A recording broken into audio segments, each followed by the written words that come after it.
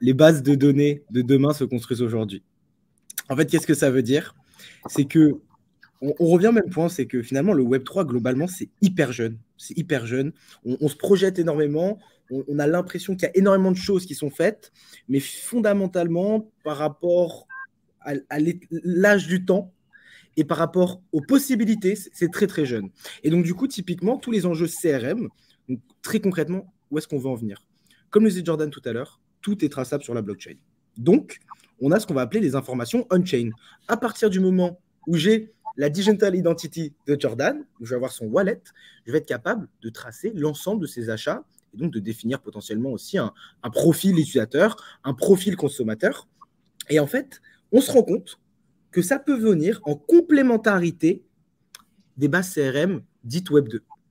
Donc aujourd'hui, un des enjeux, et c'est pour ça que je dis cette petite phrase, les bases de données de demain se construisent aujourd'hui, c'est simplement de se dire que toutes les entreprises n'ont pas forcément comme enjeu demain de se lancer dans le Web3, de créer une communauté directement. Par contre, positionner et commencer à acculturer leur base client, leur communauté, ou comme tu le disais même, les personnes à l'intérieur de l'entreprise, ça permet de se positionner pour ce que le jour où il y a une activation qui voudra être faite à plusieurs niveaux, il puisse l'être. L'exemple du POAP, il est plutôt cool d'ailleurs. C'est de se dire, aujourd'hui, si je donne un POAP à 100 personnes et qu'en fait, ils ont juste le lien, à partir de ce moment-là, on va pouvoir leur proposer de l'expérience, tout simplement. Et je pense qu'il y a aussi, je me permets de rebondir parce que et Mathieu Quignou sera particulièrement ravi de m'entendre dire ça, mais il y a évidemment des enjeux RGPD absolus sur ces considérations-là. C'est-à-dire, naturellement, de manière crypto-native et historiquement, on aura peut-être l'occasion de le voir plus en détail, mais le fait d'aller regarder qui a par exemple tel NFT pour le targeter, entre guillemets, ça existe depuis toujours dans le Web3. C'est d'ailleurs souvent lié à de la concurrence déloyale, mais ça a toujours existé par caractère intrinsèque de transparence de la technologie. Aujourd'hui, si on veut aller vers ce genre de, entre guillemets, de pratique, ce qui est intéressant, ce qui propose beaucoup d'avantages, il faut être également capable de faire encore une fois appel à une expertise juridique afin de cadrer notamment la protection des données, le respect de la vie privée et surtout dans une technologie qui s'y prête pas du tout. Vous savez, dans les RGPD, il y a un droit fondamental qui est le droit à l'oubli. Le droit à l'oubli n'existe pas dans une technologie transparente et immuable résistante à la censure. Donc, il y a un énorme challenge sur le CRM, encore une fois, qui va encore plus loin que le simple enjeu métier du CRM. Et encore un exemple, à mon avis, du fait que c'est extrêmement transverse. Oui, et aussi, ça pose la question de la data. C'est si demain, en tant que marque, je ne peux plus traquer la data, acheter de la data à Google, acheter de la data à Facebook, la data, je vais l'utiliser et l'exploiter comment? Et donc là, on fait le lien avec le marketing qui, lui, fait la relation client. C'est comment je vais engager ma communauté pour qu'elle ait envie de me donner sa data. C'est-à-dire qu'aujourd'hui, on parle de transparence, mais demain, les marques, elles vont être obligées de faire ce qu'elles disent et de dire ce qu'elles font. Parce que pourquoi est-ce que j'irais donner ma data à Decathlon alors qu'elle fait travailler des enfants en Inde? Je ne crois pas aux valeurs de Decathlon, donc je ne donnerai pas ma data. La data qui a été collectée avec une combinaison haptique et qui a capté toute ma donnée. Donc c'est tout l'enjeu de la donnée, de la protection de la donnée, mais aussi de l'engagement vis-à-vis de la marque. C'est est-ce que j'ai confiance, moi, en tant que consommateur, pour à un moment donné céder ma data et je veux aujourd'hui que ma data soit exploitée en connaissance de cause. Qu'est-ce que vous allez faire avec? Et combien de temps? C'est vrai que Claudia, pardon, parce que tu parles de combinaisons haptiques, pour les gens qui ne savent pas, c'est des combinaisons qui ont des capteurs sur tout le corps humain. En fait, c'est des combinaisons qu'on se met sur le corps. Alors, il y a les gants haptiques, c'est des gants qu'on met. Ça, c'est pour des expériences en VR. Donc, quand on a les gants haptiques, on peut ressentir le chaud, le froid, les impacts, etc.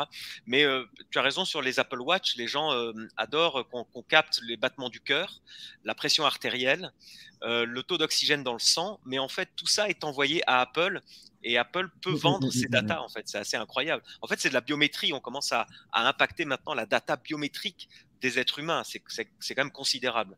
Et je pense que le Web3 apporte une solution là-dessus. Excuse-moi, Claudia, mais j'ai vraiment envie de rebondir là-dessus. C'est-à-dire que je pense qu'aujourd'hui, il y a aussi, au même titre qu'il y a une nouvelle digital identity qui se crée avec les technologies blockchain, il y a aussi une nouvelle façon de posséder son contenu, de posséder sa data. Il y a des tentatives qui sont extrêmement intéressantes, qui reprennent l'opposé de ce qui est utilisé par exemple en termes d'algorithmes par Twitter, Facebook aujourd'hui, qui tentent de créer une nouvelle forme d'infrastructure sociale où on est en pleine possession de ces data.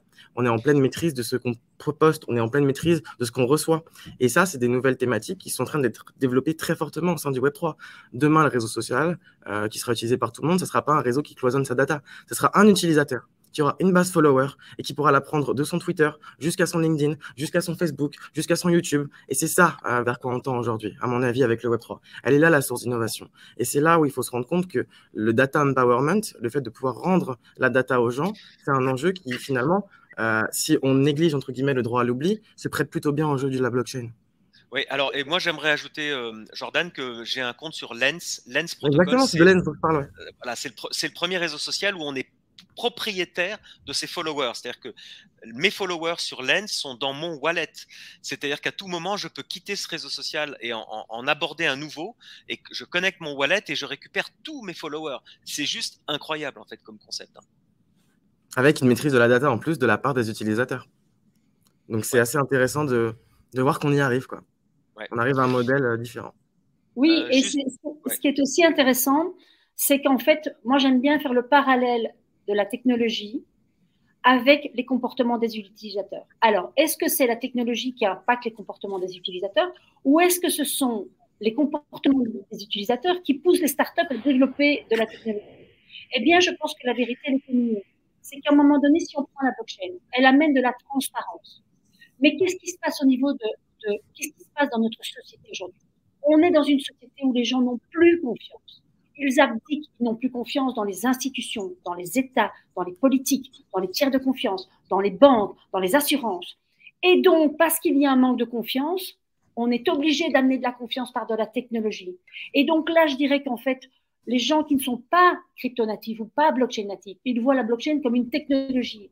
Et moi, qui suis le trait d'union entre le Web 2 et le Web 3, je dis la blockchain, c'est juste une solution technique qui répond à un besoin du terrain.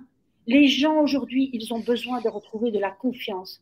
Et ils ne consommeront plus, alors déjà aujourd'hui, mais dans 5 ans, ils ne consommeront plus que si il y a ce capital confiance et donc cette transparence par ricochet.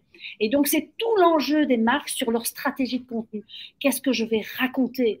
Mais pas que raconter, qu'est-ce que je vais faire? Et donc, par conséquent, qu'est-ce que je vais être? Parce que je ne pourrai plus être différente de ce que je vends. Et donc, c'est tout l'enjeu de la société qui se transforme un petit peu plus chaque jour et qui est complètement décorrélé du cours du Bitcoin, des gros titres de l'actualité, du scandale FTX. Tout ça, ce sont alors je vais en choquer certains, mais ce sont des micro-informations par rapport à ce qui se passe réellement. C'est la société qui se transforme et la blockchain est la technologie qui amènera la solution.